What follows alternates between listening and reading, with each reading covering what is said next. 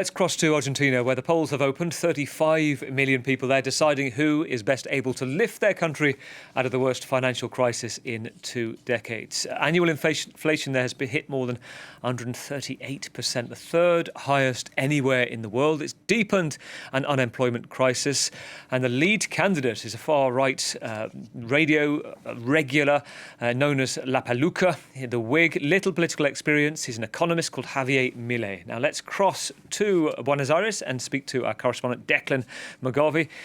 Declan, paint the picture for us. What do we need to look out for with polling underway? Yeah, so here we are at a voting centre in central Buenos Aires, and the mood here is one of tension and anxiety. Argentina, with its economy in freefall, is on a knife edge. The front runner in this election is Javier Milei, a far-right ultra-libertarian who promises to tear down the political establishment that many Argentinians blame for their ongoing economic crisis. Milei promises to abolish the central bank, to dollarize the economy and to slash the size of the government, including the disbandment of Argentina's public health and education systems. Many people coming into this voting centre behind me are going to vote for Milei.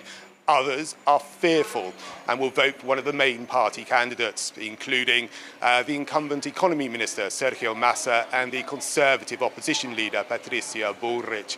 But it is Milei who is the front runner in this election, and Argentina could be on the cusp of an unprecedented and radical change. The main opponents, so we've got the current economy minister, Sergio Massa. We've got the centre-right former security minister, Patricia Bullrich. Tell us about this man, the Milei, because while you're talking, we're seeing images of a man with a chainsaw in the background. He looks mad, but for viewers, this is a thing of his, that he's going to slash the economy and start to ease the situation for people. What is it about the pull of him, and why is he pulling in so much oxygen around this election? Well, Javier Milei is a 52-year-old economist who made his name as a shock jock on racy nighttime talk shows before turning to politics in 2021. He has electrified this campaign so far and is the front-runner. His promises of taking a chainsaw to the Argentinian state and pulling down and tearing down the status quo that many Argentinians blame for this economic crisis has won traction and favour with an electorate that is angry at its political establishment for an ongoing and deepening economic crisis that has left 4 in 10 Argentinians living in poverty and an inflation rate running at close to 140% per year.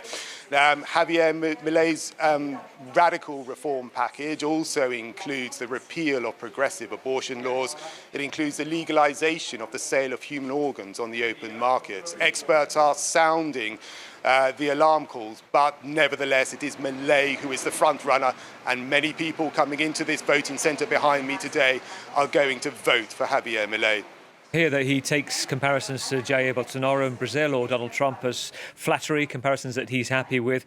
Also, just a quick brief point from you. If we get a result today, the likelihood is that there won't be a clear winner. Is that right? Yes, under Argentina's electoral rules, the first place candidate must get at least 45% of the vote, or 40% with a 10% margin over the second place candidate.